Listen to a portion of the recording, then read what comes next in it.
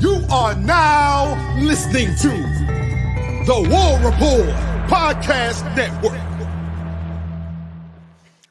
What's up, man? Welcome back to College Loop Podcast, episode 230 of the College Loop Podcast. I am Dylan Larck. I am on Twitter here to talk to y'all today about the latest Auburn athletics news. But before I get into a nice little recruiting segment, I mean, it won't be too long. Auburn got a lot more predictions going on for a 5-star in class 2025 and a big time recruit in class 2026. So we'll get to that in just a little bit. But today's episode is going to be centered around, can Auburn get a win in the month of October with the Kentucky Wildcats wrapping up the spooky month, as one will say.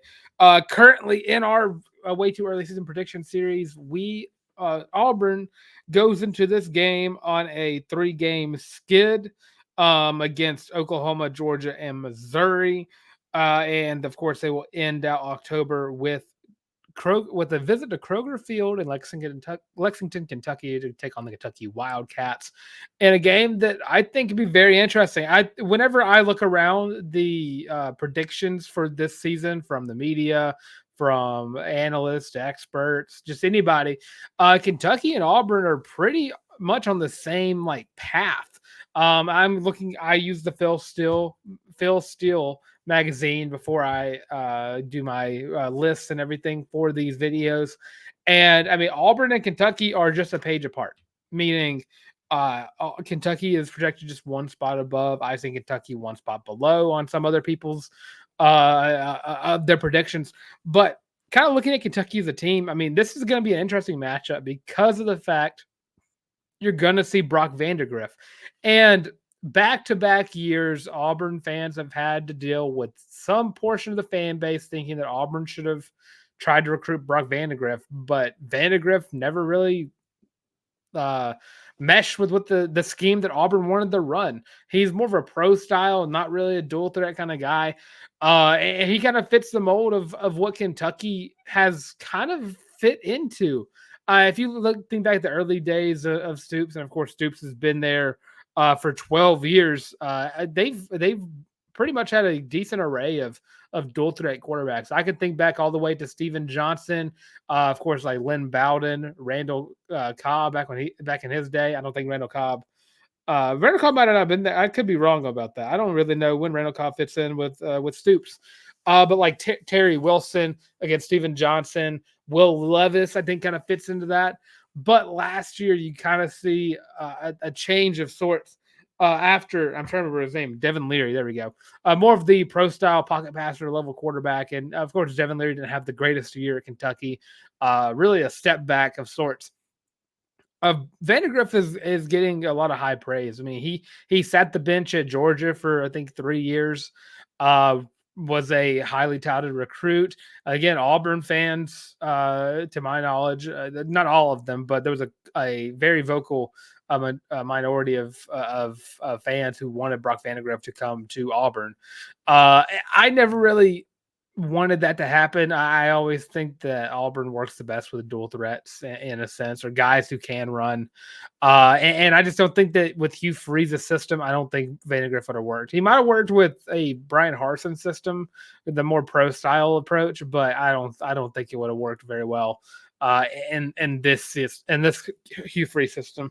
But looking at the other positions around Vandagriff, the running backs are going to be kind of a new face in the fact that they lost their leading rusher last year, and kind of going into this year, I think lost both of their guys to graduation and to the draft.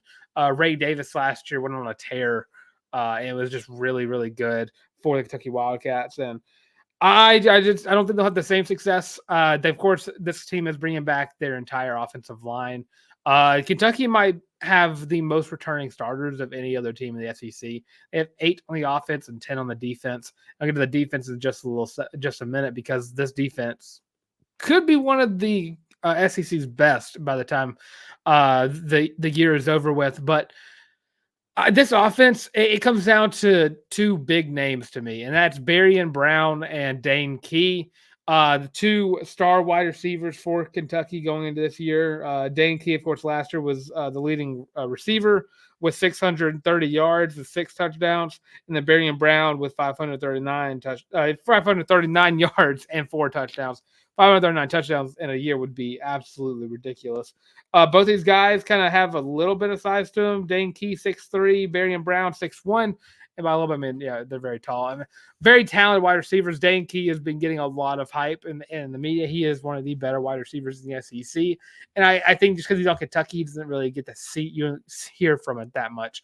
But offensively versus Auburn's defense, it does come down to kind of shutting down using that word a lot. It'll come to the secondary of Auburn trying to lock down and slow down these two star-studded wide receivers. I don't think we'll see a bigger run first mantra in this season with Kentucky that we saw the previous couple of years. I think you'll see more of an emphasis on trying to get the ball down the field. And I think it straight up comes to, can Auburn slow that down? Brock Vandagriff, again, not dual threat kind of guy. He's going to stay more in the pocket. So that's kind of where I see the defense at. And I think Auburn has the edge in that battle. And this game, honestly, this game could be the lowest scoring game of the season for both teams. This game could finish. This could be a 3-2 part 2 kind of game, and that's kind of where I stand in this. Because looking over the defense side of the ball, this team is bringing back 10 starters from the previous year. They are bringing back, let's see, 5 out of their top 7 leading tackles from last year. 9. Let's see, the correction on that. 8 of their top 10 from last year. They are just a very solid unit. I mean, guys like JJ Weaver and guys like Deion Walker, guys who can rush the passer, who can get in the backfield, who can plug up holes, who can make differences against a team like Auburn, who's going into this year as probably a run first team. And by probably, I mean very much so a run first team. We didn't talk, but we heard from Hugh Freeze, SC Media Days. He was asked what the strength of his team will be in 2024. And he said himself, hopefully the run game. So there's going to be an emphasis on running the ball first this season for Auburn. You'll have the passing game mixed in, but it's going to be a run first team. And that's where Kentucky comes into play. Auburn's going to have to rely on their stable of running backs. That's going to be Jarquez Hunter, Damari Alston, Jeremiah Cobb, all trying to get an open space and make some plays happen. And of course, with the defense like this, I mean, Kentucky held defenses under 24 points a game or under 25 points a game last year, which is very solid for the teams that they played. And honestly, Kentucky, looking at their schedule, they probably go into the Auburn game with only 2 losses from what I'm saying. So that's a 5-2 record. I think they beat Southern Miss and South Carolina. I think they lose to Georgia. They beat Ohio, lose to Ole Miss, beat Vanderbilt, beat Florida, and then in walks Auburn. We talk so much about how hard of a week or hard of a month October is for the Tigers. They will not be in Jordan-Hare Stadium in the month of October, which sucks. And I think Hugh Freeze even talked about it a little bit on their media days, that it sucks that so much of the season is home games and the first 5 weeks are all home games. That really sucks for the fan base that it's not spread out a little bit more. And I mean, we all share that mantra to a degree, because I mean, it sucks that the next home game for Auburn will be that next week of Vanderbilt, and then you have ULM, and then you finally get another good one with Texas A&M, and then you have to travel to Tuscaloosa to go play Alabama. But the strength of these teams are going to intertwine with each other. Auburn's secondary is going to be going against the strength of Kentucky's offense, while the strength of Auburn's offense is going to have to deal with the strength of Kentucky's defense.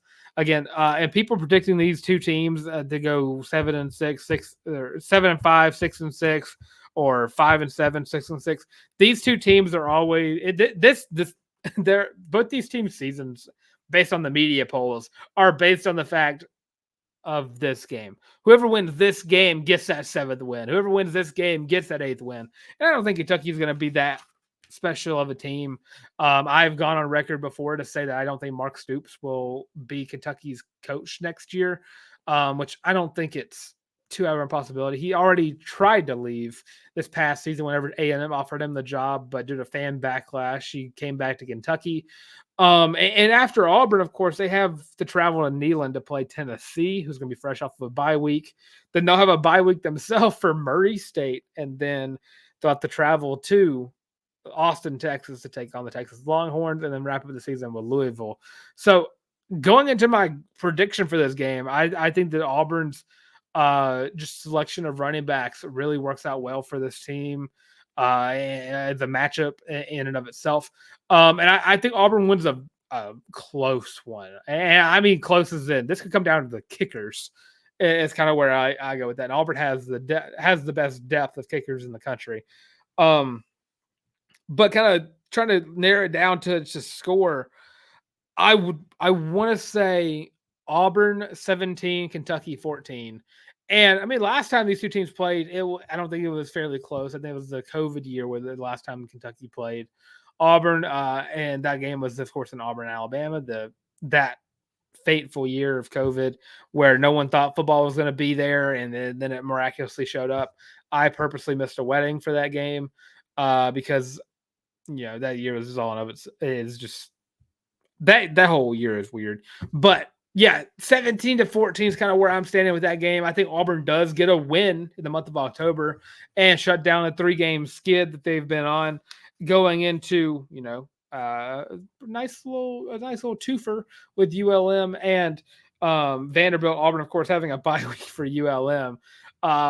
But Auburn has got the 3 losses going into the last 4 weeks of the year. They're going to be, as if I'm not correct, 4-3 based on my predictions. And I mean, I predicted Auburn to go 8-4 still. So time will tell what game I predict Auburn to lose out of those last 4. But of course, that does it for this episode of not this episode. We're not done quite yet. But that does it for this week's What You Really See the Preview series. Come back next Tuesday, of course, as Auburn gets ready to take on the Auburn North campus of Vanderbilt. And of course, don't forget to check out the Thursday show as well, where we're going to continue our position preview series. We finished the offense last week. We're going to the defense this week. We're going to start off with let's go with the defensive tackles. Go interior, starting off first. But for the remainder of the show, we're going to talk about a little bit about recruiting. Before we get out of here, it'll be a little bit of a quick show today. Try to get around 20-ish minutes. But of course, if you're not aware, we are 39 days away from Auburn football. Even less if you count just normal football. It is so awesome that college football is just right around the corner. It's the best time of the year. We have college football 25 to keep us company until then. I have 81 hours in that game. Not 81 hours. Sorry, I was quoting so much. I have 46 hours in that game as it stands right now. And I'm still messing up math. 26. There we go. 26 hours into that game. Oh, Lord. There you go. It's late. College Loop After Dark is having another episode. I already put 26 hours in that game. If you are aware of the War Report gaming channel, this TWR Gaming, there's going to be some content going up about this game. One that's been recorded by yours truly that is currently getting ready to get edited and uploaded ASAP. Doing my Kennesaw State Dynasty. Started off the year playing Georgia. Will not tell you how that game ended up. You'll have to see it for yourself whenever the episode comes out. But before we go into the last little bit of recruiting talk to end up this episode, going to do a little ad read, then have a little ad break, then an ad read, and then we'll get started with some recruiting news because Big Cat Weekend is so close to us right now. So we'll be right back. Are you tired of having to rummage through just clothes after clothes after clothes looking for something to wear? Are you tired of your friends making fun of you for your terrible fashion sense? Well, do we have the shirt for you? Go to thewarreport.com, get your laptop out and do it right now. Go to the shop and get your very own Feelin' Loopy t-shirt as well as your college loop hat, and you can get both of them for only $25 each. Plus shipping and handling, of course. But with that, now back to your regular scheduled program. And of course, the warreport.com. Go to the shop. First page is the college loop hat. which I'm repping right now. Second page, College Loop Feeling Loopy t-shirt, which I'm also repping right now. 5 different colorways for the shirt, 4 for the hat, $50 in total for both of them. Halloween's right around the corner. What better costume to go as for your Halloween parties and trick-or-treating than a College Loop fan? Or I guess in a weirder sense, me, because I wear this outfit all the time. But if you do dress up like that, let me know. Post it on Twitter, and you'll get a nice little shout out on that following episode. But that'd be funny. And of course, if you just want to buy it in bulk and give it out for trick or treaters, that would also be really, really cool. But as we get started with the last little bit of the show, I just want to let you know if you're enjoying it. If you got your own prediction for Auburn, Kentucky, let me know in the comment section below. And of course, I always love them. Y'all leave your hot takes. Make sure to leave your hot takes. Either tweet them at me or put them in the comments. I want to know your hot takes for Auburn football this season. Do you think Cam Coleman's going to get 1,000 yards? Do you think that Evan McPherson and Towns Magoo will both have 40 points each in the season? Something crazy. Give me your craziest hot takes. I might do an episode reacting to it if we get enough. But as well as that, make sure that you are liking and subscribing to the show. We are getting ever so close to that nice little 900 number for subscribers, as well as getting even closer to 1,000. And again, I would love to watch that number go from 999 to 1K whenever we get there. But to get to that, we have to get to 900 first. So, and thank you all for subscribing and watching the show and enjoying some Auburn athletics along the way. But to get along with the recruiting news, more crystal balls are flying in for 5-star edge rusher Jared Smith. I think he got 3 today, just across the board. Just absolutely awesome to see these kind of coming in more and more as Big Cat comes around. He will be in Big Cat, and probably going to be one of those guys that you hear from. I know he does announce his commitment, I think, on August 3rd is what he says, and I need to fact check myself on that. You think after doing this for 2 years, I would have already had that pulled up and ready to go, but that's neither here nor there. But of course, the edge rusher from Thompson is, of course, yeah, there we go. I knew it all along. Announcing August 3rd. Going to be a Big Cat weekend. 5-star recruit. Just be one more to add to Auburn's repertoire going into this recruiting class. Him alongside Malik Blockton, which would be a nice little tandem to watch happen. Jared Smith, of course, is 6'7", 240 pounds, playing edge rusher, but defensive end as well. Would be huge for Auburn to pick him up, as well as 4-star corner Blake Woodby, who has been he had some early on crystal balls, but got a couple today. Very cool to see him. He's Bryce Diaz's teammate. They're both looking to, hopefully both looking to come to Auburn together. Blake would be another one of those defensive backs that you just screams Auburn. The man-to-man physical corners that you just love to watch play. He'll develop very nicely under Crime Dog, and you just got to commit first. And I think he'll be committing soon. I don't think he'll be committing. I don't think he has a date set, is what, if I'm not mistaken.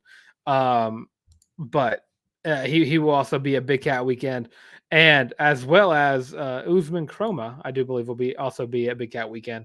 He has been talking about Auburn a lot. I mentioned today to 24/7, talking about his mom didn't like Auburn beforehand, but now Coach Nix talks to her, and they both love Auburn. She wants Usman Chroma to go to Auburn whenever he can. So that's also really cool news. The recruiting staff is getting well received that, because in the SEC, not only do you have to recruit the player, you got to recruit the parents. You got to you want the mom to commit to your school just as much as you want the 5-star to commit to your school. So that's really cool that they have that bond. And then last little bit of recruiting news. On 30 is predicting 2026 4-star linebacker Shadarius Tootle to the Tigers. Just another physical linebacker to pick up, especially another guy to add to that 2026 class, which as the months get closer, I'm still very high on the fact that class, with the level of recruiting that Auburn is going into the season with right now, could finish with the top 5 class. Could even finish as high as 1 if they wanted to. But Shadarius Sewell, very physical linebacker, very fun to watch, and very awesome name. Probably the best name out of a recruit from this class, from the next year's class. And I don't think that'll come. I don't think that'll pass up. But that's also a challenge out to every recruit out there. If you want to be on top of that ranking, commit to Auburn. But yeah, Shadarius Tootle, great name, great linebacker, would be a huge pickup if he does commit to the Tigers. And of course, he's been tweeting about Auburn. I think he tweeted about Auburn today, saying War Eagle to that same very post. But that kind of does it for some of the College Loop podcast. It's been a very slow week, which sometimes you enjoy that, but sometimes it can get a little quiet, and you're like, oh, what's going on?